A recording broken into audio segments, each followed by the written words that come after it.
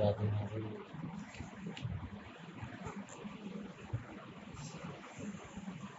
গতকাল আমরা প্রেম ভক্তি চন্দ্রিকায়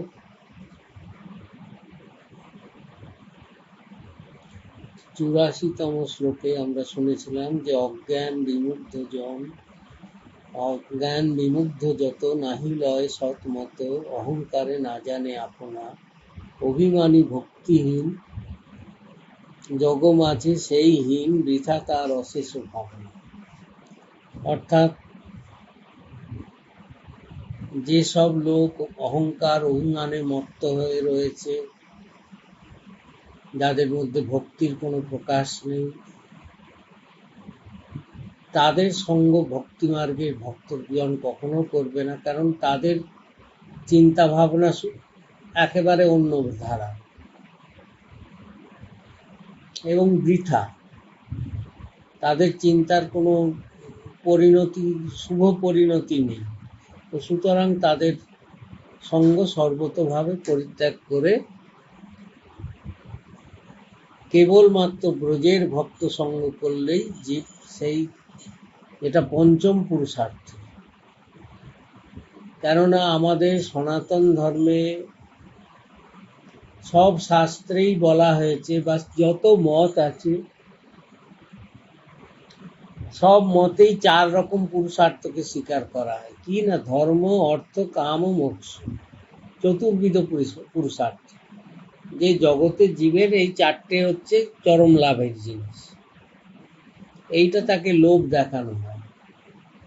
কিন্তু স্বয়ং ভগবান কলিযুগ পাবন অবতারী ভগবান শ্রীকৃষ্ণ চৈতন্য মহাপ্রভু, তিনি প্রকট হয়ে জীবকে শিক্ষা দিয়েছেন যে এই চতুর্বিধ পুরুষার্থই হচ্ছে জীবকে ছলনা করে, এর সঙ্গে তার আত্মার সম্বন্ধ নেই। তাই জীবের সঙ্গে ভগবানের নিত্য সম্বন্ধ হচ্ছে সেব্য সেবক সম্বন্ধ, এবং সেই সেব্য সেবক সম্বন্ধে তার প্রকৃত পুরুষার্থ হচ্ছে ভগবত প্রেম, দিব্য প্রেম, পঞ্চম পুরুষার্থ। তাই মহাপ্রভু বললেন কি, স্বয়ং ভগবান হয়েও তিনি বললেন যে জীবের পুরুষার্থ মানে কি, জগতে এসে লোক কি কামাবে, কি উপার্জন করবে, ধর্ম উপার্জন করবে, অর্থ উপার্জন করবে, কামনা উপার্জন করবে, মোক্ষ উপার্জন করবে। তো মহাপ্রভু বললেন এই 4টেকে পরিত্যাগ যদি কেউ করতে পারে, তাহলে সে সর্বোপরি তত্ত্ব, প্রেম তত্ত্ব, সেই প্রেম হচ্ছে পঞ্চম পুরুষার্থ, তাকে সে উপার্জন করতে সক্ষম হবে। এবং মহাপ্রভুর পরম্পরায় আমাদের উপাস্য তত্ত্বই হচ্ছে প্রেম। এবং মহাপ্রভু 3 তত্ত্ব কথা বলেছেন, যে বেদ শাস্ত্রে কয় সম্বন্ধ, অভিধেয়, প্রয়োজন। 3টে তত্ত্ব আছে। তো 3টে তত্ত্বের মধ্যে প্রথম হলো সম্বন্ধ, দ্বিতীয় অভিধেয়, তৃতীয় প্রয়োজন। তো বললেন বেদ শাস্ত্রে কয় সম্বন্ধ, অভিধেয়, প্রয়োজন কৃষ্ণ, কৃষ্ণ ভক্তি, প্রেম মহাধি। ভগবানের সঙ্গে সম্বন্ধ হচ্ছে কৃষ্ণের, কৃষ্ণের সঙ্গেই হচ্ছে জীবের একমাত্র সম্বন্ধ, এটা হলো সম্বন্ধ তত্ত্ব। আর অভিধেয় হচ্ছে কি, ভক্তি, ভক্তির দ্বারা সেই সম্বন্ধকে চালু রাখতে হবে। আর সব শেষে কি সাধ্য বস্তু মিলবে, কি না মিলবে হচ্ছে প্রেম, লভ্য বস্তু হচ্ছে প্রেম। আমাদের সম্প্রদায়ে বা মহাপ্রভুর ভাবধারায় উপাসনাই হচ্ছে প্রেমে, এবং প্রেমই আমাদের সাধ্য তত্ত্ব। তাই ঠাকুর নরোত্তম সেইটাকেই পুষ্ট করার জন্য বললেন, আর সব করি হরি, পরম ঈশ্বর হরি, সেব মন প্রেম করিয়াস। যে আর যত জগতে ধর্ম কর্ম এইসব আছে, এইসব ত্যাগ করো, এসবের দিকে তাকিও না। আর মনে রাখো পরম ঈশ্বর হরি, আর সব করি হরি, পরম ঈশ্বর হরি, একমাত্র পরমেশ্বর হচ্ছেন শ্রীহরি। আর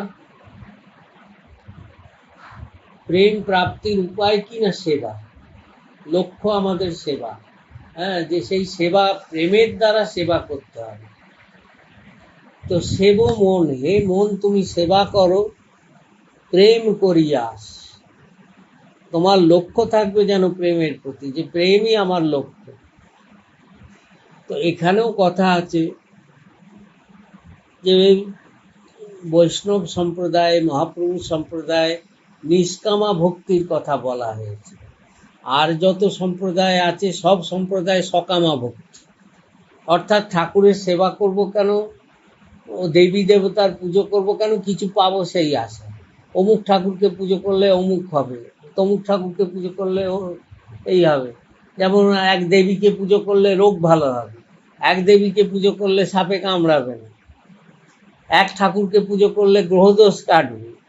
এই সব জাগতিক উদ্দেশ্য নিয়ে সেবা, কিন্তু সেটা ভক্তিই নয়। তো ভক্তিতে কি নিষ্কামা ভক্তি, কোনো লক্ষ্য থাকবে না। কিন্তু তারপরেও বলা হচ্ছে যে সেবা লক্ষ্য কেন হবে, প্রেম লক্ষ্য কেন হবে? বলে হ্যাঁ, সেবা লক্ষ্য হবে, কিন্তু সেখানেও সাবধান হতে হবে যে তার সেবা করব কি জন্যে, নিজের সুখের জন্যে নয়, তাকে সুখী করবার জন্য। হ্যাঁ, গোবিন্দ তৎসুখ সুখিতম, নারদ ভক্তি সূত্রে দেবর্ষি নারদ এই সেবার রহস্য বুঝিয়েছেন যে গোবিন্দকে সেবা করব, রাধারানীকে সেবা করব কি জন্যে, আমি সুখ পাবো তাই নয়, তার সুখের জন্য। যেমনি আমরা জগতের ক্ষেত্রেও দেখি কি, হ্যাঁ এসব তো বহু ক্ষেত্রেই এরকম পরিস্থিতিতে পড়তে হয়। ধরো কথার কথা, কারুর জল তেষ্টা পেয়েছে, হ্যাঁ কোনো গুরুদেবের হয়তো জল তেষ্টা পেয়েছে, তো সে শিষ্যকে বলছে যে এই বাবা আমার খুব তেষ্টা পেয়েছে, একটু জল দাও তো। এখন শিষ্য সেবা করবে, তো সে সেবা করতে গিয়ে বলছে আরে গুরুদেব জল খাবেন কি, জল কেউ খায়, আমি দুধ এনে দিচ্ছি, সেটা খেলে পুষ্টি হবে, শরীরের উপকার হবে, আপনি দুধ খান, আপনাকে দুধ এনে দিচ্ছি। তাহলে আরে ভাই আমার দুধের তৃষ্ণা লাগেনি, জলের তৃষ্ণায় প্রাণ যাচ্ছে, হ্যাঁ কষ্ট হচ্ছে জলের জন্য, আর তুমি দুধ দিলে না, আমার ইচ্ছা, হ্যাঁ আমি আপনার জন্য এই দুধ এনে রেখেছি, এই দুধটা আপনি সেবা করুন, তাহলেই আমার প্রাণটা জুড়বে। তো এইরকম ভাবনা সেবার ভাবনা না, অর্থাৎ যার সেবা করছি সে খুশি হলো কি হলো না তার দিকে দৃষ্টি নেই। হ্যাঁ আমার সুখ হবে, আমি দুধ খাওয়ালে আমার সুখ হবে, আর সে জল খেতে চাইছে সেদিকে আমার দৃষ্টি নেই, তো সেটা সেবাই নয়। তাই সেবা করতে গেলে এটা লক্ষ্য রাখতে হবে যে তাকে সুখী করার উদ্দেশ্যে আমার সেবা করতে হবে, নিজে সুখী হব, নিজের মজা হবে সেই জন্যে নয়। বললেন এক ব্রজ রাজপুরে গোবিন্দ রসিক বরে করহ সদাই অবিলাস। একমাত্র বৃন্দাবন ধামে নিত্য রসিক বর শ্রী গোবিন্দের কে পাবার জন্যে সদাই অভিলাষ করো, মনের মধ্যে এই অভিলাষ জাগিয়ে রাখো যেন আমি ব্রজে ব্রজ বিহারীকে পাই। নরোত্তম দাস কহে সদা মোর প্রাণ দহে, হেন ভক্ত সঙ্গ না পাইয়া, অভাগ্যের নাহি ওর, মিছাই হইনু ভোর, দুঃখ রহু অন্তরে জাগিয়া। এখানে নরোত্তম ঠাকুর বলছেন যে সেই গোবিন্দ সেবা পেতে গেলে, ব্রজবাস পেতে গেলে কি ভগবানের ভক্তের সঙ্গ করতে হবে, তার প্রেমী রসিক ভক্তদের সঙ্গ করতে হবে। তাই ঠাকুর নরোত্তম বলছেন যে আমি তো গুরু আজ্ঞায় বৃন্দাবন যেতেও পারছি না। নরোত্তম দাস কহে সদা মোর প্রাণ দহে, হেন ভক্ত সঙ্গ না পাইয়া। আমি না আমার গুরুদেবের সঙ্গ পাচ্ছি, না ব্রজের রসিক ভক্তজনের সঙ্গ আমি পাচ্ছি, নিজের জন্য আক্ষেপ করছি যে অভাগ্যের নাহি ওর, আমার দুর্ভাগ্যের কোনো সীমা পরিসীমা নেই। মিছাই হইনু ভোর, দুঃখ বহু অন্তরে জাগিয়া, আমার মনের মধ্যে সদাই দুঃখ রয়েছে যে আমার মতো অভাগা কেউ নেই, যে আমি সেই গোবিন্দ প্রিয়জন ভক্তদের সঙ্গ লাভ আমি এই করতে পারছি না, করে সেই ব্রজরস আস্বাদন আমার ভাগ্যে হচ্ছে না, এই দুঃখে আমি সদা দুঃখী হয়ে রয়েছি। বচনের অগোচর বৃন্দাবন হেনস্থল, সপ্রকাশ প্রেমানন্দ ঘন, যাহাতে প্রকট সুখ নাহি জরা মৃত্যু দুঃখ, কৃষ্ণ লীলা রস অনুক্ষণ। এই বৃন্দাবনের কি বস্তু এটা মুখে বলা যাবে না, বচনের অগোচর, অবাং মনস অগোচরম, বাক্য মনের অগোচর, জড় বুদ্ধি দিয়ে তাকে ধরা যাবে না। বৃন্দাবন হেনস্থল, সপ্রকাশ প্রেমানন্দ ঘন, স্বয়ং প্রকাশিত প্রেমানন্দ স্বরূপ দিব্য ধাম হচ্ছে ভগবানের শ্রী বৃন্দাবন। যেখানে এক ব্রজরসিক, ভগবত রসিকজি বলেছেন, তার একটা পদে আছে, চলো মন বৃন্দাবন উড়ো, যে হে মন তুমি বৃন্দাবনে চলো, হে আমার হৃদয় বৃন্দাবনে চলো।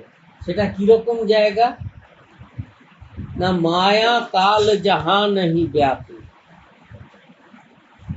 যেখানে মায়ারও অধিকার নেই, কালেরও অধিকার নেই, কালেরও কোনো ক্রিয়া নেই। মায়া কাল যাহা নাহি ব্যাপে, যাহা রসিক শিরোমণ, যেখানে কেবলমাত্র রসিকগণের উপাস্য যুগল কিশোর রয়েছে, সেই বৃন্দাবনে তুমি চলো। বলছেন সেখানে গেলে কি হবে না, বৃন্দাবনে গেলে কি হবে না, ছুট জাত সদ অসত বাসনা। মনের মধ্যে লোকের বাসনা দুরকম হতে পারে, কামনা বাসনা দুরকমের হয়, কিছু সৎ কিছু অসৎ। সবারই একবারে সব যে অসৎ হয় তা নয়, কিছু সৎ বাসনাও থাকে, কিছু অসৎ বাসনাও থাকে। তো যেখানে গেলে কি হয়, ছুট জাত সদ অসৎ বাসনা, সৎ বাসনাও পালিয়ে যাবে, অসৎ বাসনাও পালিয়ে যাবে। কারণ দুটোই মনকে বিক্ষিপ্ত করে, সৎ বাসনাও বিক্ষিপ্ত করে, অসৎ বাসনাও বিক্ষিপ্ত করে। তো সেই বৃন্দাবনে পৌঁছালে হবে কি, ছুট জাত সদ অসৎ বাসনা, মন কি দৌড়া দো, মনের যে দৌড়াদৌড়ি সে শান্ত হয়ে যায়। আর এই যে বৃন্দাবন, এই বৃন্দাবন কি করে যাওয়া যাবে, বললে বলতে পারেন যে কেন টিকিট করব, ট্রেনে উঠবো, মথুরা স্টেশনে নেমে পড়বো, বৃন্দাবন চলে যাব। তাহলে না, এভাবে গেলে সে বৃন্দাবন দর্শন হবে। তাহলে সেই বৃন্দাবন দর্শনের উপায় কি না, ভগবত রসিকজির পদ। তো ভগবত রসিক বলছেন, ভগবত রসিক বাতায় শ্রী গুরু, এর কথা শ্রীগুরুর থেকে জানতে হবে, শ্রীগুরুর মুখ থেকে শুনতে হবে, শুনে ভজন করতে হবে, তাহলে সেই দৃষ্টি খুলবে, তখন এই বৃন্দাবনকে দেখা যাবে। কেননা এই বৃন্দাবন কিরম না, অমল অলৌকিক ঠোর, যেখানে কোনো মলিনতা নেই, সদা অমল, আর কোনো লৌকিকতাও নেই, সব অলৌকিক। অমল অলৌকিক ঠোর। তো তাই ঠাকুর নরোত্তম সেই কথারই প্রতিধ্বনি করছেন যে, বচনের অগোচর বৃন্দাবন হেনস্থল, সপ্রকাশ প্রেমানন্দ ঘন, যাহাতে প্রকট সুখ, যেখানে কেবল সুখই সুখ, আনন্দই আনন্দ, নাহি জরা মৃত্যু দুঃখ। বৃন্দাবনে জরা নেই। আরে জরা নেই বললে আপনি বলতে পারেন যে আরে বাবা, বৃন্দাবনে তাহলে বুড়ো লোক নেই, জরাগ্রস্ত কেউ হয় না, বুড়ো বুড়িরা নেই বৃন্দাবনে। তো এও রহস্যজনক কথা। বলছেন বৃন্দাবনে জরা নেই কেন, এই কথা বলা হয়েছে না, ভক্তির কখনো জরা আসে না। ভক্তি হচ্ছে কি, নিত্য নবায়মান, নিত্য নবীন। অর্থাৎ কেউ যদি ভক্তি মার্গে প্রবিষ্ট হন, ভগবত ভজনের মার্গে প্রবিষ্ট হন, তো তিনি কখনো, আরে শরীরের ধর্ম শরীরের থাকবে, কিন্তু মানসিক জড়তা কখনো আসবে না, তার জরা আসবে না, সে নিত্য নবীন থাকবে। আর যুগল কিশোরের দরবারে, যুগল কিশোরের নিকুঞ্জে কোনো বৃদ্ধ লোকের প্রবেশ অধিকার নেই, বুড়ো বুড়িরা যেতে পারে না। সেখানে শুধু সহচরীরা, নবীনা কিশোরী, রাধারানীর দাসী কিশোরীরাই যেতে পারে। তো সেই কিশোরী মানে কি, জাগতিক হিসেবে বয়সের কিশোরী নয়, এই আত্ম সম্বন্ধে নিত্য কিশোরী স্বরূপ, যে শরীরে কোনো জরাও নেই, আর মৃত্যুও নেই, কোনো দুঃখও নেই। তাই বললেন, যাহাতে প্রকট সুখ, নাহি জরা মৃত্যু দুঃখ, কৃষ্ণ লীলা রস অনুক্ষণ। এখানে একটাই জিনিস আছে, যে কেবল কৃষ্ণ লীলা রস মাধুরী আস্বাদন। রাধা কৃষ্ণ দুহু প্রেম লক্ষ্যবান যেন হেম, যাহার হিল্লোল রস সিন্ধু, চকর নয়ন প্রেম কামরতি করে ধ্যান প্রীতি সুখের দুহু বন্ধু। হ্যাঁ, রাধা কৃষ্ণের প্রেম হচ্ছে উন্নত উজ্জ্বল রস। হ্যাঁ, কোটি বার তাপানো সোনার চেয়েও উজ্জ্বল, এত উজ্জ্বল সেই প্রেম। আর তার যে তরঙ্গ উঠছে, প্রেম সিন্ধুর যে তরঙ্গ উঠছে, সেই তরঙ্গ জগজ্জীব কি দেখবে? স্বয়ং সৌন্দর্যের অধিষ্ঠাত্রী যে কামদেব রতি, তারাও চকরের মতো সেই রূপ মাধুরী তারা পান করে চলেছে। হ্যাঁ, প্রীতি সুখের দুহু বন্ধু, সেই পরম প্রীতি তারাও আস্বাদন করছে। হ্যাঁ, এতক্ষণ মানে যুগলের কথা, বৃন্দাবনের কথা, কৃষ্ণের কথা বলছেন, এবার রাধারানীর প্রসঙ্গে আসছেন। কেননা ঠাকুর নরোত্তম ক্রমশ স্তর, হ্যাঁ, ক্রম অনুযায়ী স্তর অনুযায়ী একের পর এক কথায় যাচ্ছে। তাই এবার বললেন কি, রাধিকা প্রেয়সী বরা বাম দিকে মনোহরা, কনক কেশর কান্তি ধরে, অনুরাগে রক্ত শাড়ি নীলপট্ট মনোহারী, মণিময় আভরণ করে। রাধারানীর রূপ মাধুরী, এর আগে কৃষ্ণের রূপ মাধুরী বর্ণন করেছেন, এবার রাধারানীর রূপ মাধুরী বর্ণন করছেন। বর্ণন করতে গিয়ে বলছেন রাধারানী রাধিকা প্রেয়সী বরা। হ্যাঁ, ভগবানের প্রেয়সী শ্রেষ্ঠা সর্বোপরি। বাম দিকে মনোহরা, ভগবানের বাম অঙ্গে রয়েছেন, বাঁ দিকে রয়েছেন। কনক কেশর কান্তি ধরে, তার অঙ্গের বরণ কিরকম, সোনার মতন আবার কেশরের মতন মিশ্রিত। হ্যাঁ, গলিত সোনা আর তার মধ্যে যদি কেশর মিলিয়ে দিলে যেরকম রং হয়, রাধারানীর অঙ্গ কান্তি সেই রকম। এটা তো দৃষ্টান্ত, জড় দৃষ্টান্ত বলা হচ্ছে। হ্যাঁ, এ তো দিব্য চিন্ময় রূপ, সচ্চিদানন্দ রূপ, এর তো কোনো বর্ণনা হতে পারে না। শুধু আভাস দিচ্ছেন নরোত্তম ঠাকুর, কেন না ধ্যান করার জন্য। অনুরাগে রক্ত শাড়ি নীলপট্ট মনোহারী, রাধারানী নীল পাটের পাটের ঘাগড়া পরেছেন, তার উপর রক্ত শাড়ি লাল রঙের, অনুরাগের স্বরূপ লাল রঙের ঘোমটা দিয়েছে। মণিময় আভরণ পরে, হ্যাঁ, সর্বাঙ্গে মণিময় আভরণ, নানাবিধ মণির আভরণ তার অঙ্গের অলঙ্কার ভূষণ। মণিময় আভরণ মানে কি, নীল মণিময়, কারণ শ্রীকৃষ্ণ পরেন হেম মণিময় আভরণ। হ্যাঁ, সোনালী রঙের যত মণি সেইগুলো গোবিন্দ পরেন, হলুদ মণি, আর রাধারানী পরেন নীলমণি। কেননা আভরণ রূপেও তিনি গোবিন্দকে হৃদয়ে ধারণ করে, সর্বাঙ্গে ধারণ করেছেন। করিয়ে লোচন পান রূপলীলা দুহু গান, আনন্দে মগন সহচর। আর সখীরা করছেন কি, তারা নয়ন দিয়ে পান করে যাচ্ছে। কি পান করছেন না, দুহু রূপ মাধুরী, রাধা গোবিন্দ যুগলের রূপ মাধুরী। সখীরা নিরন্তর সেই পান করে আনন্দে মগ্ন হয়ে রয়েছেন। বেদবিধি অগোচর রতন বেদির ওপর, সেবনীতি কিশোর কিশোর। হ্যাঁ, সমস্ত শাস্ত্রেরও যেখানে পৌঁছাতে পারে না, বেদ শাস্ত্র যেখানে পৌঁছাতে পারে না, সমস্ত শাস্ত্রের ওপরে নিত্য বৃন্দাবনে যেখানে রত্ন বেদিতে যুগল বসে আছেন, সেই কিশোরী আর কিশোর, এই যুগল কিশোরের সেবা হে মন তুমি করো। দুর্লভ ভজন হেন, নাহি ভজ হরি কেন, কি লাগি মরহ ভববন্ধে, ছাড়ো অন্য ক্রিয়াকর্ম, নাহি দেখো বেদ ধর্ম, ভক্তি করো কৃষ্ণ পদদ্বন্দ্বে। নরোত্তম ঠাকুর বলছেন যে এই যুগলের ভজন হচ্ছে সবচেয়ে দুর্লভ। হ্যাঁ, জগতে যত কিছু উপাসনা বলে তত্ত্ব আছে, যত ধর্মের, যত কর্মের, যত রকম উপাসনা আছে, সমস্ত উপাসনার উপরে সর্বোপরি ভজন হচ্ছে এই ব্রজের যুগলের ভজন। বলছে দুর্লভ ভজন হেন, এই ভজনের কথা তুমি যখন শুনেছ, শোনার পর নাহি ভজ হরি কেন, তারপরেও কেন তুমি তাকে, এই হরিকে ভজন করছো না।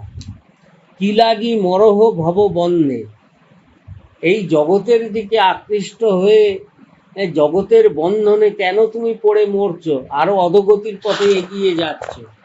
হ্যাঁ, ছাড়ো অন্য ক্রিয়াকর্ম, অন্য আর যত ক্রিয়াকর্ম আছে ত্যাগ করো। নাহি দেখো বেদ ধর্ম, এমনকি ধর্মের যা বিধিবিধান আছে কর্মের বিধিবিধান ত্যাগ করো, ধর্মের বিধিবিধানও ত্যাগ করো। শাস্ত্র কি বলছে তা নিয়ে মাথা কামাতে চাই না।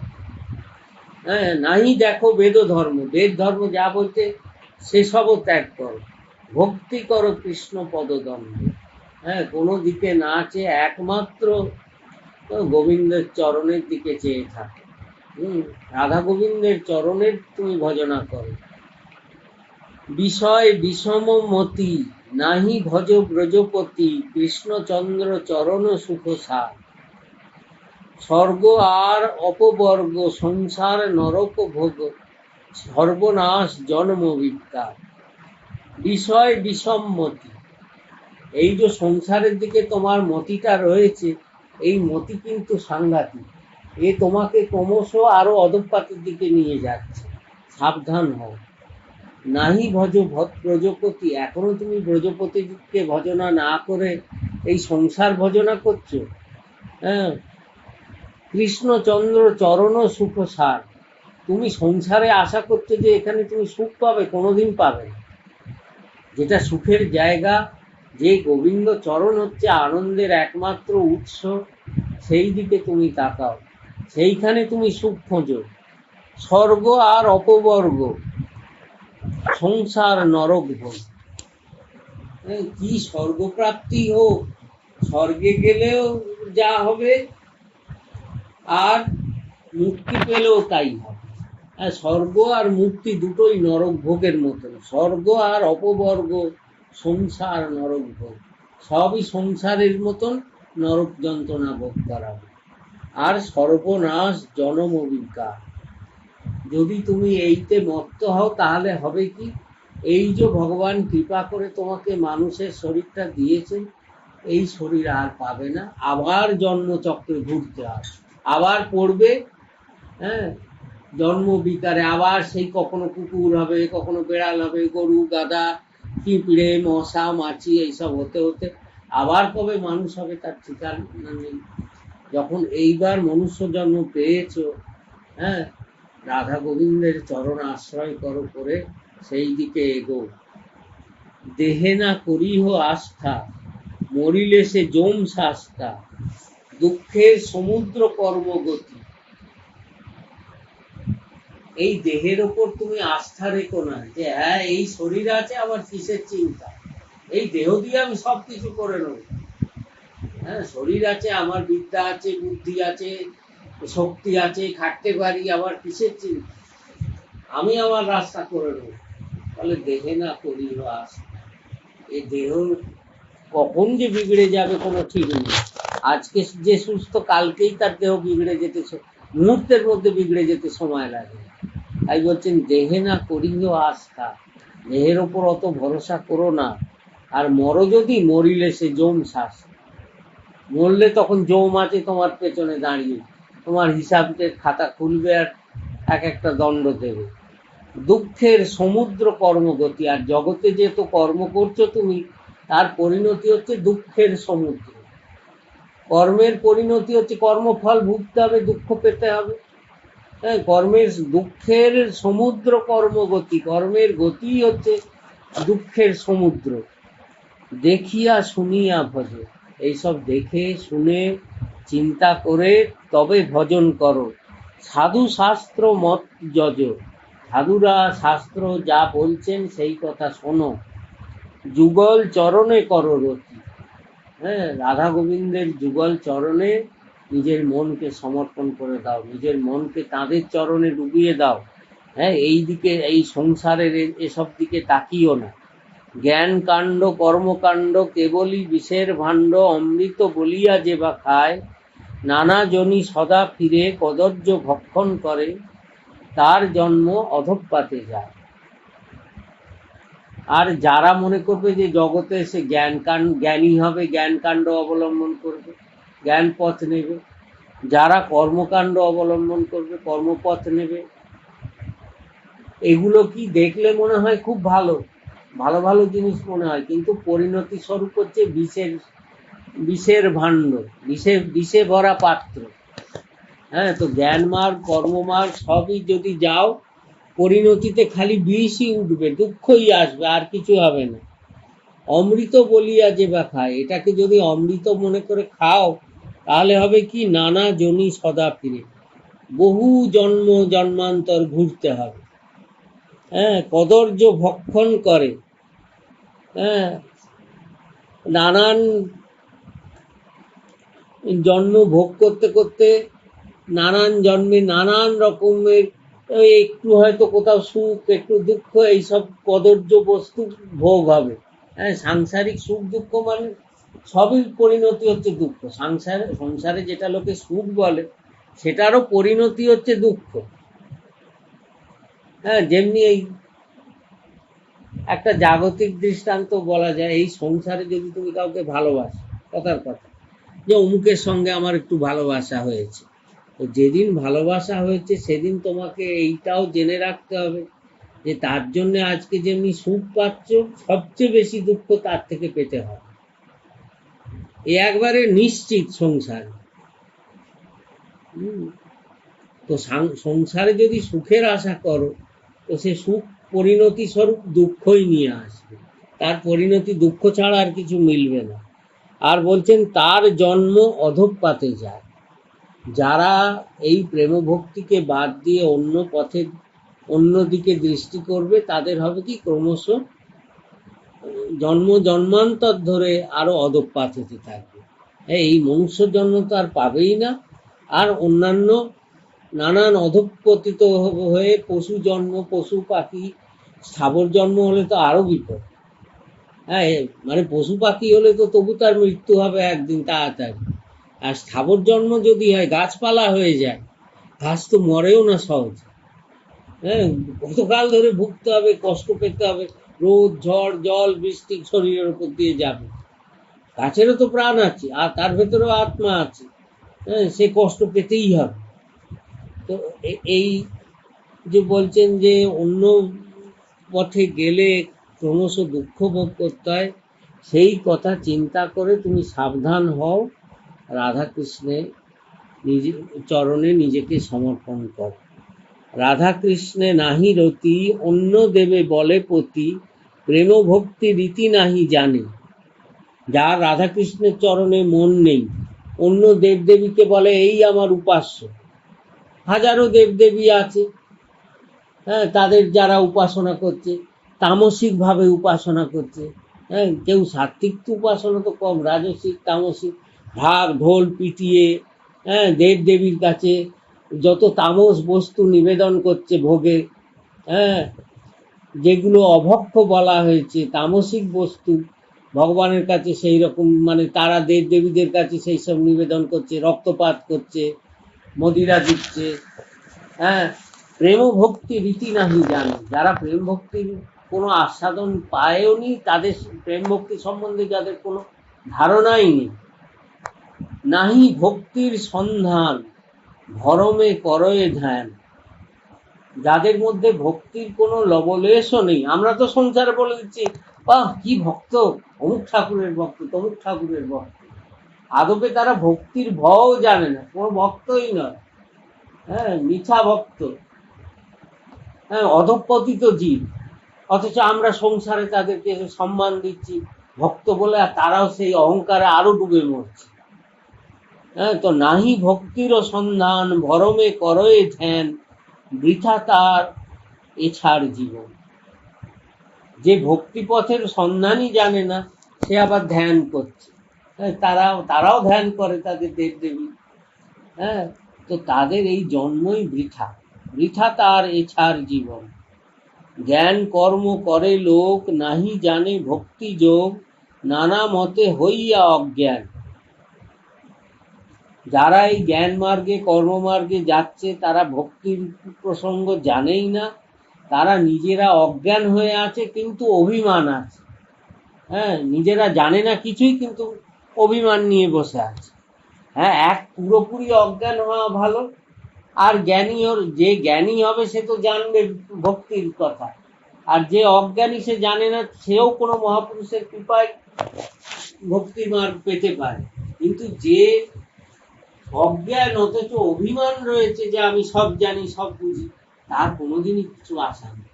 হ্যাঁ, সে কোনোদিনই কিছু পাবে না। নানা মতে হইয়া অজ্ঞান, তার কথা নাহি শুনি, পরমার্থ তত্ত্ব জানি, প্রেম ভক্তি ভক্তগণ প্রাণ। তো এইরকম কথা যারা এইসব অন্য মার্গের আছে, তাদের মুখ থেকে কোনো কথা তুমি শুনো না, তাদের কোনো কথাই তুমি কখনো শুনবে না। তার কথা নাই শুনি, পরমার্থ তত্ত্ব, তুমি জানো পরমার্থ তত্ত্ব কি, সেই জেনে প্রেম ভক্তি ভক্তগণ প্রাণ। প্রেম ভক্তি হচ্ছে ভক্তগণের প্রাণ স্বরূপ। তারা আর কোনো কথা শুনবেও না, আর কোনো দিকে তাকাবেও না। জগৎ ব্যাপক হরি, অজ ভব আজ্ঞাকারী, মধুর মূরতি লীলা কথা, এই তত্ত্ব জানে যেই, পরম উত্তম সেই, তার সঙ্গ করিব সর্বদা। আগে বলেছেন কার সঙ্গ ত্যাগ করো, এবার বলছেন কাদের সঙ্গ করবে। কার সঙ্গ করবে না, জগৎ ব্যাপক হরি, যে জানে যে সর্বম বিষ্ণুময়ং জগৎ, হ্যাঁ, ভগবান সর্বব্যাপী, সর্বত্র রয়েছেন। অজ ভব আজ্ঞাকারী, ব্রহ্মা শিব সব তার আজ্ঞাকারী। হ্যাঁ, চৈতন্য চরিতামৃতে বলা হয়েছে, একেলা ঈশ্বর কৃষ্ণ আর সব ভৃত্য, যারে জইছে নাচায় সে তৈছে করেনি। এক ভগবান হচ্ছেন শ্রীকৃষ্ণ, আর সব হচ্ছে তার দাস দাস। তিনি যাকে যেভাবে নাচাচ্ছেন সে সেইভাবে নাচছে, সে ব্রহ্মা হোক, বিষ্ণু হোক, শঙ্কর হোক, যে হোক। হ্যাঁ, সকলে তাঁর আজ্ঞাতেই নাচছে। তো সুতরাং যিনি পরমেশ্বর, তাকে ছেড়ে আমরা তার অংশস্বরূপ, হ্যাঁ, ব্রহ্মা বিষ্ণু শঙ্কর তারই অংশস্বরূপ, তার অভিন্ন স্বরূপ সবই, কিন্তু তাহলেও আমাদের তাতে কোনো প্রয়োজন নেই। আমরা পরিপূর্ণকে নিয়েই থাকবো। আমাদের রসব্রহ্মকে নিয়েই থাকবো, যিনি রসময়, জীবের প্রতি কৃপাময়, তাকে নিয়েই থাকবো। যাদের মধ্যে সেই প্রেমরস নেই, প্রেমভক্তির যাদের কাছে মুখ্য নয়, তাদের সঙ্গে আমাদের কোনো সম্বন্ধ নেই। তিনি এক হলেও আমাদের তাকে নিয়ে কোনো প্রয়োজন নেই। মধুর মূরতি লীলা কথা, হ্যাঁ, তার মূর্তিও অপরূপ, মধুময় বিগ্রহ। হ্যাঁ, কোনো অস্ত্র শস্ত্র হাতে নেই। হ্যাঁ, ভগবান, শাস্ত্রে বেদে বলা হয়েছে যে ভগবান মানুষকে নিজের মতো করে করেছে। তো এখানেই প্রমাণ দিচ্ছে যে ভগবানকে, ভগবান যদি শ্রীমন নারায়ণ হতেন, তো তাহলে মানুষকে 4 হাত করে সৃষ্টি করতেন, কিন্তু প্রতিটি জীবকে 2 হাত দিয়েছেন, মানে সেই পরিপূর্ণতম হচ্ছেন গোবিন্দ। হ্যাঁ, তাই নিজের মতো করেই মানুষকে সৃষ্টি করেছেন। তার মূর্তিও মধুর, তার লীলাও মধুর, লীলা কথাও মধুর। তাই বলছে মধুর ও মূরতি লীলা কথা, এই তত্ত্ব জানে যেই, পরম উত্তম সেই। এই তত্ত্ব কথা যে জানে, যে জগৎ ব্যাপক হরি, অজভব যার আজ্ঞাকারী, হ্যাঁ, আর সেই মধুময় ব্রহ্ম, মধুর ও মূরতি লীলা কথা, এই তত্ত্বকে যে জানে, সে পরম উত্তম ভক্ত, তার সঙ্গ করিব সর্বদা। এরকম ভক্তের সঙ্গ আমি দিবারাত্রি করতে পারি, এছাড়া আর কারণ নেই। পরম নাগর কৃষ্ণ, তারে হব অতি তৃষ্ণ, ভজ তারে ব্রজ ভাব লইয়া, রসিক ভকত সঙ্গে রহিব পীড়িতি রঙ্গে, ব্রজপুরে বসতি করিয়া। মানে আমাদের ঠাকুরও হচ্ছেন পরম রসময়, পরম নাগর কৃষ্ণ, তাহে হব অতি তৃষ্ণ, তাকে পাবার জন্য আমি হব অতি ব্যাকুল। ভজ তারে ব্রজ ভাব লইয়া, এবং সেই ব্রজ বিহারীকে আমরা ব্রজের ভাবেই আরাধনা করব। কখনো আমরা মনে করব না যে আমার গোবিন্দ দ্বারকা নিবাসী। দ্বারকা নিবাসী ঐশ্বর্যময় কৃষ্ণ, গীতার কৃষ্ণ আমাদের উপাস্য নন। আমাদের ঠাকুর ব্রজবিহারী, পরম নাগর কৃষ্ণ, ভজতারে ব্রজ ভাব লইয়া, আর রসিক ভকত সঙ্গে রহিব পীড়িতি রঙ্গে, ব্রজপুরে বসতি করিয়া। আমি রসিক ভক্তদের সঙ্গে, হ্যাঁ, আনন্দে প্রেমের তরঙ্গে ভাসবো, হ্যাঁ, যুগল কিশোরের সেবার আনন্দে সদা পরিপূর্ণ হয়ে থাকবো, বৃন্দাবনে বসতি করব। বৃন্দাবন ব্রজপুরে বৃন্দাবনে আমি বাস করব, আর ভক্তদের সঙ্গ করে এই ব্রজবিহারী ব্রজেশ্বরী নিত্য প্রেমরস আস্বাদন করাই হবে আমার জীবনের একমাত্র লক্ষ্য। শ্রীগুরু ভকত জন তাহার চরণে মন আরোপিয়া কথা অনুসারে, সখীর সর্বথা মত হইয়া তাহার যুথ, সদাই বিহরে ব্রজপুরে। মানে এক গুরুদেব আর গুরুদেবের যারা নিজ অন্তরঙ্গজন, শ্রীগুরু ভকতজন, গুরু নিজেও ভক্ত স্বরূপ এবং তার যে অন্তরঙ্গ ভক্তজন, তাহার চরণে মন, তাদের চরণে নিজের মনকে সমর্পণ করতে হবে। আর আরোপিয়া কথা অনুসারে, তাদের কথা অনুসারে, সখীর সর্বতা মত হইয়া তাহার যুগ। গুরু আমাকে যে ভজন শিক্ষা দেবেন, দিয়ে জানিয়ে দেবেন যে কোন সখীর আনুগত্যে কিভাবে যুগলের সেবা করতে হবে, সে সেবা গুরু ছাড়া তো কেউ শেখাতে পারবে না।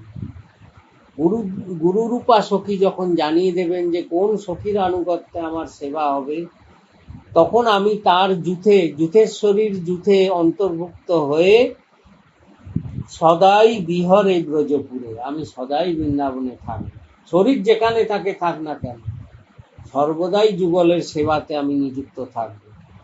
লীলা রস সদা গান, যুগল কিশোর প্রাণ, প্রার্থনা করিব অভিলাষ, জীবনে মরণে এই আর কিছু নাহি চাই, কহে দীন নরোত্তম দাস। লীলা রস সাদা গান, সদাই যুগলের লীলা কথা, যুগলের কথা ছাড়া আর কিছু বলবো না। হ্যাঁ, যুগলের লীলা কথা সদাই গান করব। আর যুগল কিশোর প্রাণ, প্রাণ হবে আমার যুগল কিশোর। প্রার্থনা করিব অভিলাষ, তার কাছে প্রার্থনা করব যেন আমি সেবা পাই। হ্যাঁ, যুগলের সেবা অভিলাষ, এইটাই প্রার্থনা করব। আর জীবনে মরণে এই আর কিছু নাহি চাই, আমার জীবনে মরণে এর চেয়ে বেশি আর আমি কিছু চাই না। কহে দীন নরোত্তম দাস, নরোত্তম ঠাকুর এই কথা প্রার্থনা করছেন। আর কি বলেন, আনো কথা না বলিব, আনো কথা না শুনিব, সকলই কহিব পরমার্থ। আমি রাধা কৃষ্ণ ছাড়া, যুগলকে ছাড়া আর কোনো কথা আমি বলবো না। হ্যাঁ, আমার প্রতিটি কথার মধ্যে দিয়েই সেই যুগলের কথাই আসবে। আর যুগলের কথা যেখানে নেই সেরকম কথা আমি শুনবো না। আনো কথা না বলিব, আনো কথা না শুনিব, অন্য কথা আমি বলবো না, অন্য কথা আমি শুনবও না। সকলেই কহিব পরমার্থ, যা বলবো সবই তাদেরকে নিয়ে। আর প্রার্থনা করিব সদা, লালসা অভীষ্ট কথা, ইহা বিনা সকলই অনর্থ। আর এই মনে প্রার্থনা করব, আমি যেন সদাই আমার মনে এই লালসা জেগে থাকে যে আমি যেন সব সময় তাদের কথাই শুনতে পাই। রাধা গোবিন্দের কথা ছাড়া আর যেন কোনো কথা আমাকে শুনতে না হয়। ইহা বিনা সকলই অনর্থ, তার কথা ভিন্ন আর যা শুনবো সবই তো বাজে, অনর্থ আনবে। ঈশ্বরের তত্ত্ব যত তাহা বা কহিব কত, অনন্ত অপার কে বা জানে, ব্রজপুর প্রেম সত্য এই সে পরম তত্ত্ব, ভজ ভজ অনুরাগ মনে। ঈশ্বরের তত্ত্ব, ভগবানের তত্ত্ব কথা আর কত বলবো, কে বলতে পারে? অনন্ত অপার কে বা জানে, সে তো অনন্ত, তার তো কোনো সীমায় ধরা যাবে না। অনন্ত তত্ত্বের কথা কি বলা যেতে পারে? খালি একটাই, যে ব্রজপুর প্রেম সত্য, বৃন্দাবন এবং প্রেম, এই দুই একমাত্র সত্য বস্তু, এই সে পরম তত্ত্ব, এটাই পরম তত্ত্ব। ভজ ভজ অনুরাগ মনে, মনের মধ্যে শুধু তার প্রতি যেন অনুরাগ সদা জাগ্রত থাকে। ঠাকুর নরোত্তম এই কথা বলছে। গোবিন্দ গোকুলচন্দ্র পরম আনন্দ কন্দ, পরিবার গোপ গোপী সঙ্গে, নন্দীশ্বর যার ধাম, গিরিধারী যার নাম, সখী সঙ্গে তারে ভজ রঙ্গে। হ্যাঁ, গোবিন্দ গোকুলচন্দ্র, হ্যাঁ, গোবিন্দ গোকুলের চাঁদ, গোকুল চাঁদ। হ্যাঁ, আমাদেরও ঠাকুর গোকুল চাঁদ, প্রভু সীতানাথেরও দেওয়া নিধি। পরম আনন্দ কন্দ, তিনি পরম আনন্দের উৎস। পরিবার গোপ গোপী সঙ্গে, তার পরিবার কি যত গোপ গোপীগণ, এরাই হচ্ছে তার পরিবার। নন্দীশ্বর যার ধাম, নন্দগ্রাম হচ্ছে তার নিজস্ব ধাম। গিরিধারী যার নাম, তার নাম গিরিধারী, গোবর্ধনধারী। সখী সঙ্গে তারে ভজ রঙ্গে, হ্যাঁ, তিনি সখী পরিবৃত হয়ে রয়েছেন, এই রূপে তাকে ভজনা করে। প্রেম ভক্তি তত্ত্ব এই তোমারে কহিনু ভাই, আর দুর্বাসনা পরিহরি। এইটাই হচ্ছে এই যুগল সখী সহ যুগল কিশোর, এইটাই হচ্ছে প্রেম ভক্তি তত্ত্ব। তোমাকে এই কথা হে ভাই বললাম। আর যত বাসনা আছে সবই দুর্বাসনা। দুর্বাসনা কেন না, যা তার থেকে দূরে নিয়ে যাবে, মনকে তোমার তার থেকে দূরে নিয়ে যাবে, এই দুর্বাসনাকে ত্যাগ করো। হ্যাঁ, আর দুর্বাসনা পরিহরি। শ্রীগুরু প্রসাদে ভাই এসব ভজন পাই, প্রেম ভক্তি সখী অনুচরী। হ্যাঁ, একমাত্র গুরু কৃপাতেই এই ব্রজের ভজন লাভ করা যেতে পারে। আর এই প্রেম ভক্তি হচ্ছে সখীগণের কৃপার অবদান। সখীগণের আনুগত্যে না গেলে বৃন্দাবনে যুগল কিশোরের ভজনের পথ কখনো পাওয়া যাবে না। সার্থক ভজন পথ সাধু সঙ্গে অবিরত, স্মরণ ভজন কৃষ্ণ কথা। প্রেম ভক্তি হয় যদি, তবে হয় মনোশুদ্ধি, তবে যায় হৃদয়ের ব্যথা। সার্থক ভজন পথ, হ্যাঁ, ভজন পথের সার্থকতা তখনই লাভ হবে যখন সাধু সঙ্গে অবিরত, সাধুজনের সঙ্গে যখন স্মরণ ভজন কৃষ্ণ কথা, নিরন্তর ভগবানের স্মরণ চলবে এবং তার সঙ্গে ভগবানের ভজন এবং কৃষ্ণ কথা আলাপন চলবে।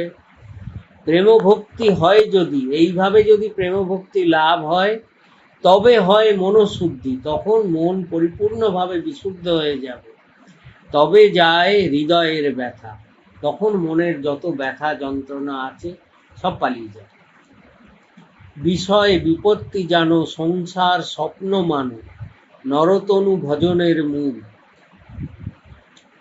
এই যে জগতের বিষয়, একে লাভ করা মনে করো যে খুব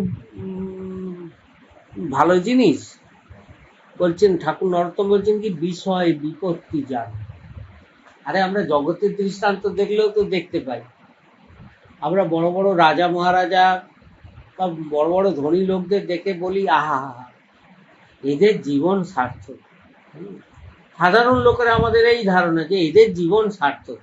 হ্যাঁ, কি বিশাল বাড়ি, কত গাড়ি, কত লোকজন, কি সুখে এরা আছে। আমরা বাইরে থেকে দেখি তো, দেখে মনে করি যে বাহ বাহ, সংসারে এরা এত বিষয় লাভ করেছে, এদের মতো সুখী আর কেউ নেই। কিন্তু যদি ভগবত কৃপায় আমার অনুভব আছে, যদি কেউ অনুভব করতে পারেন তো দেখবেন যে এদের চেয়ে দুঃখী আর কেউ নেই। এদের সব কিছু ঐশ্বর্য আছে, রাতে ঘুম আসে না। যাচ্ছে যে ফুটপাতে শুয়ে থাকে, সে নাক ডেকে গড়গড় করে নাক ডেকে আরামে ঘুমোয়, শান্তিতে ঘুমোয়। আর যারা ধনী লোক, তারা ঘরের মধ্যে গুলি খেতে হয়, ঘুমের গুলি ফেলে তবে তাদের ঘুম আসে। সবসময় চিন্তা, চুরি ডাকাতি হবে না তো। আমরা মনের আনন্দে বুক ফুলিয়ে রাস্তায় বেরোতে পারি, আর তারা বেরোলে 4-5টা বন্দুকধারীর সঙ্গে যায়, কখন কোথা থেকে মেরে দেবে। এটা কি সুখ না দুঃখ? হ্যাঁ, নিজের শক্তির প্রকাশ হয় না সবচেয়ে দুর্বল লোক তারা। আমরা মনে করি কত বড় পোস্টে আছে, কত শক্তিমান লোক, কিন্তু তার চেয়ে দুর্বল আর কেউ নেই। তো ঠাকুর নরোত্তম তাই বলছেন, বিষয় বিপত্তি জানো। যে বিষয় ভোগ মনে করো না যে এটা সুখের জিনিস, এটা বিপদ, বিপত্তি। আর সংসার স্বপ্ন মানো, সংসার হচ্ছে স্বপ্নের মতো। আজ আছে স্বপ্ন, যেমনি আমরা ঘুমিয়ে ঘুমিয়ে দেখছি যে আমি রাজা হয়েছি, মাথায় মুকুট করেছি, ভালো মন্দ খাচ্ছি, ঘুম যেই ভাঙলো দেখলাম ছেঁড়া বিছানায় পড়ে আছে। তো এই সংসারে সুখ হচ্ছে সেরকম স্বপ্নবৎ, এই আছে এই নেই।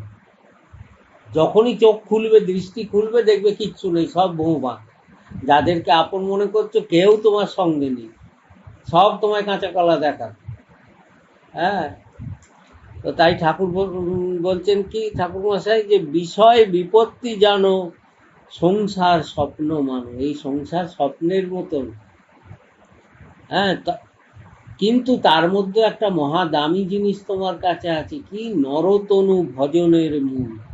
এই যে মানুষের শরীর, এইটা মহা দামি জিনিস, বিশাল সম্পত্তি, ভগবানের বিশাল কৃপা।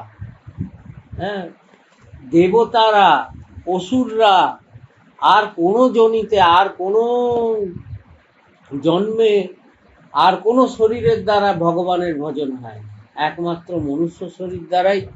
মানে এই মনুষ্য শরীরকে সবচেয়ে দামি শরীর বলা হয়েছে। দেবতারা প্রার্থনা করে যদি আমরা মানুষ হতে পারি, ভগবান যদি কৃপা করে আমাদের মানুষ হয়ে জন্ম দেন, এবং যুগে যুগে দেবতারা আসেও মানুষ হয়ে ভগবত ভজন করার জন্য। তো তাই বলছে যে নরতনু ভজনের মূল। এই নরতনুই হচ্ছে ভজনের মূল। একমাত্র এই মানুষের শরীর দিয়েই, এই শরীর দিয়ে নরকে যাওয়াও যায়, আবার ভগবানকেও লাভ করা যায়। তো তুমি বুঝে দেখো কোনটা করবে।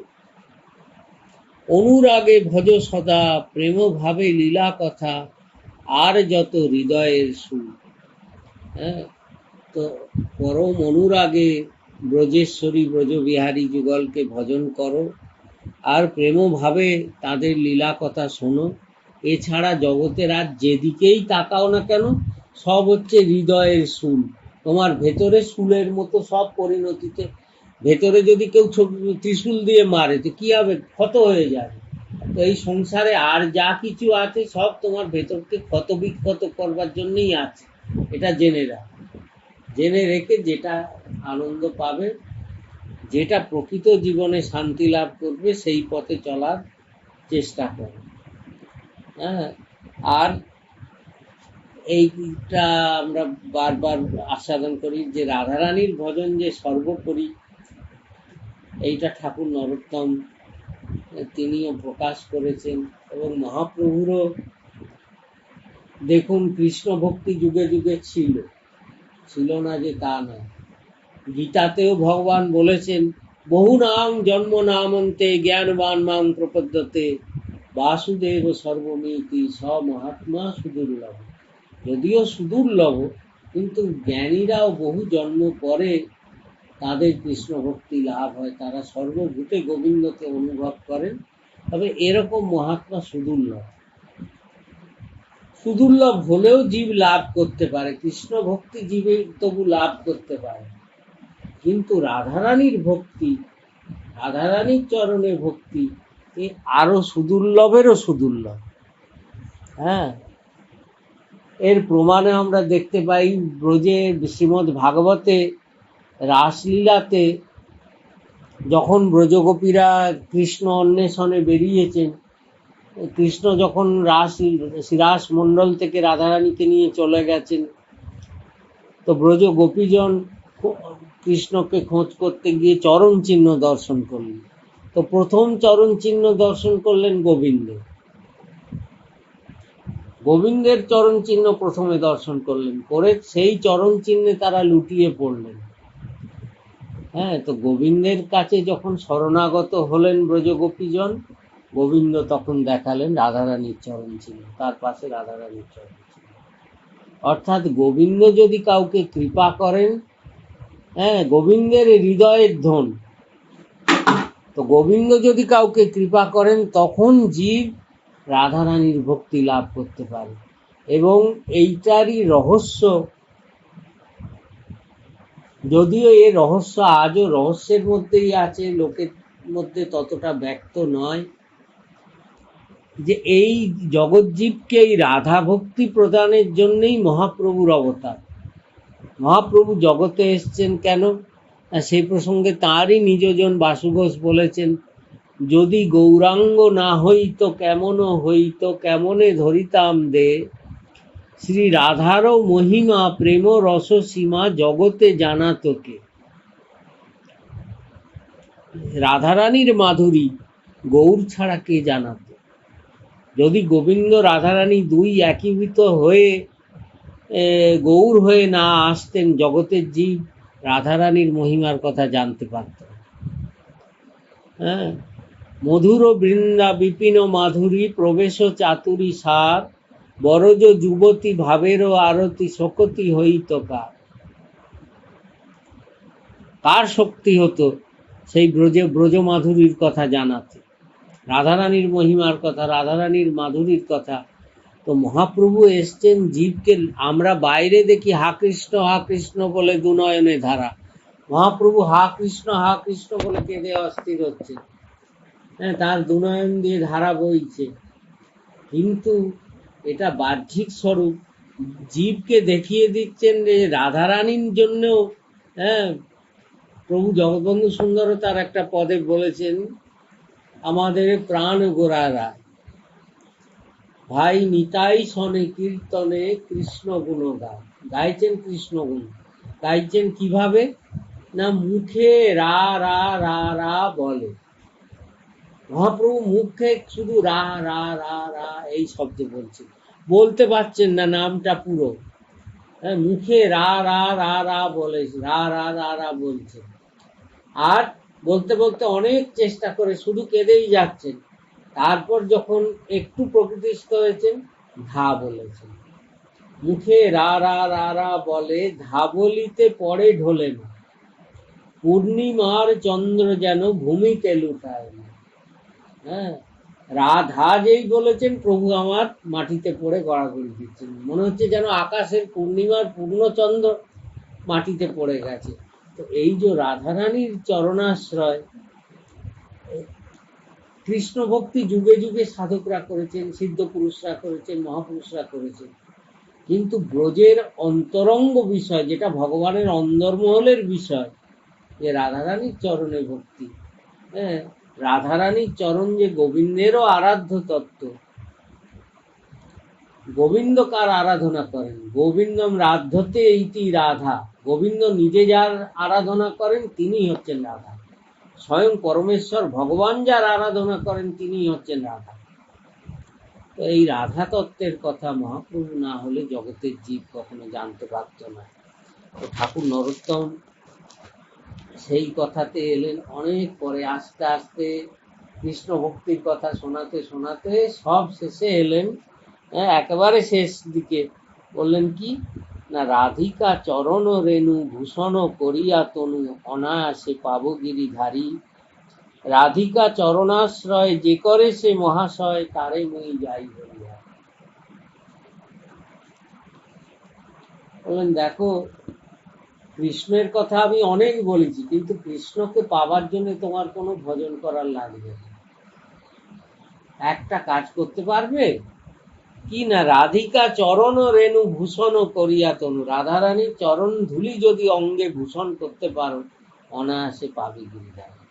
কৃষ্ণকে পাওয়ার জন্য কোনো সাধনা করা লাগবে না, এমনি এমনি গোবিন্দ তোমার দরজায় এসে। হ্যাঁ, এই প্রসঙ্গে বলা যেতে পারে যে আমার মহাপ্রভু যখন ব্রজে গেলেন, ব্রজে গিয়ে রাধাকুণ্ডে প্রকট করলেন, তখন ধান ক্ষেত ছিল, রাধাকুণ্ড প্রকট করে সামান্য একটু জল ছিল, প্রভু সেই জলের মধ্যে করলেন কি, তার থেকে রজ বের করলেন, মাটি বের করে সেই মাটি দিয়ে সর্বাঙ্গে তিলক ধারণ করলেন। তো যার জন্য আজও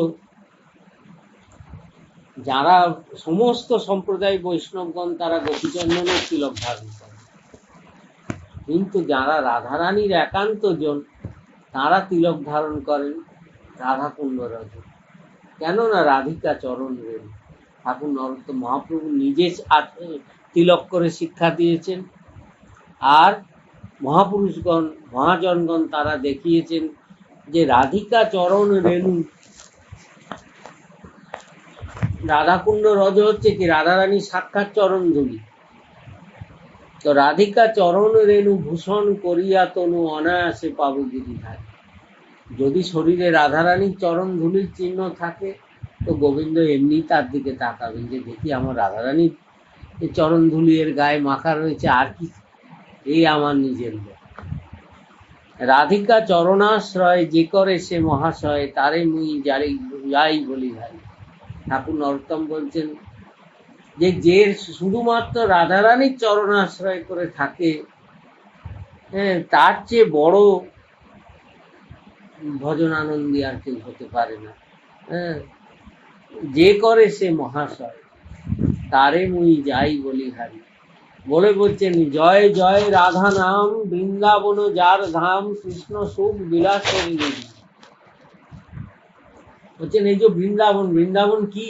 আসলে রাধারানীরই প্রকাশ, রাধারানীরই ভাবের প্রকাশ হচ্ছে এই বৃন্দাবন। জয় জয় রাধা নাম, বৃন্দাবন যার ধাম, বৃন্দাবন রাধারানীরই ধাম। কৃষ্ণ সুখ বিলাসের নিধি, গোবিন্দের হৃদয়ের সুখের সমুদ্র হচ্ছে এই বৃন্দাবন ধাম এবং রাধা নাম। আজও যারা বৃন্দাবন গেছেন জানেন যে বৃন্দাবনে কোথাও কেউ কৃষ্ণ নাম করেন, সর্বত্র রাধে রাধে, রাধারানীরই জয় জয়কার। মানে বৃন্দাবনের তরু লতা পশু পাখি সকলে রাধা নাম মত্ত, সর্বত্র শুধু রাধা নাম। তো ঠাকুর নরোত্তম আক্ষেপ করছেন যে হেন রাধা গুণগান, না শুনিল মোর কান। আমার এত দুর্ভাগ্য যে আমি বৃন্দাবন যেতেও পারছি না, আর সেই রাধারানীর গুণগানও আমার কানে আসছে না। বঞ্চিত করিল মোরে বিধি, আমাকে বিধাতা বঞ্চিত করে দিয়েছে। আমি এই রাধা নামের আশ্রয় গ্রহণ করে রাধারানীর ধামে আমি যেতে পারছি না, রাধা গুণগান শুনতে পারছি না, রাধারানীর সেবা করতে পারছি না। যদিও ঠাকুর নরোত্তম বলছেন এটা তার নিজের ব্যক্তিগত কথা না, তিনি তো রাধারানীর নিজজন। তিনি আমাদের মতো জীবকে শিক্ষা দেওয়ার জন্যই আচার্যের প্রার্থনা কি সর্বজনের জন্য, যাতে আমরা সেই তাঁর আনুগত্যে এই প্রার্থনা করলে আমাদের মনের মধ্যে এই অনুতাপ জাগে। সেই জন্যই ঠাকুর নরোত্তম এই রাধা বিরহ ব্যক্ত করেছেন। রাধে রাধে।